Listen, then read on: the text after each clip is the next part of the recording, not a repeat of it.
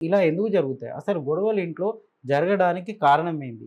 ఈ గొడవలకు ఇంటికి ఏమైనా సంబంధం ఉందా? మరికొన్ని సందర్భాల్లో అమెరికా లాంటి ప్రాంతంలో ఎక్కడో హత్య చేయబడతారు. అక్కడి నుంచి శవం ఇంటికొస్తుంది. శవాన్ని తీసుకొనొస్తారు. అదొక సంచలనంగా మారుతుంది. అంటే మరణము సహజ మరణం వేరు. వేరొకరు హత్య చేయడం వేరు. సో, ఇలాంటివి జరగడానికి కారణమేంది?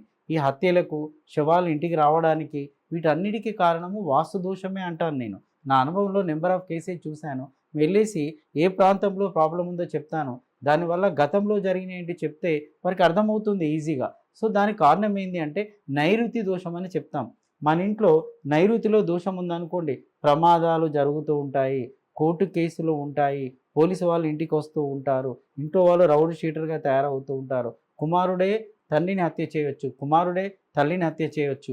లేదా బయటి వారొచ్చి కూడా ఇంట్లో హత్యలు చేసిపోతూ ఉంటారు చూడండి. సో, వృద్ధ దంపతులను హత్య చేయడం గానీ, సో, ఇంట్లో వాళ్ళను దొంగతనం పేరుతో వచ్చేసి చంపేసి పోతారు. అంటే కొన్ని ఇల్లులు శవాలను కోరుకుంటాయి. అనుకోకుండా ఇంట్లోనే శవాలు తయారవుతూ ఉంటాయి. ఆత్మహత్యలు చేసుకుంటూ ఉంటారు.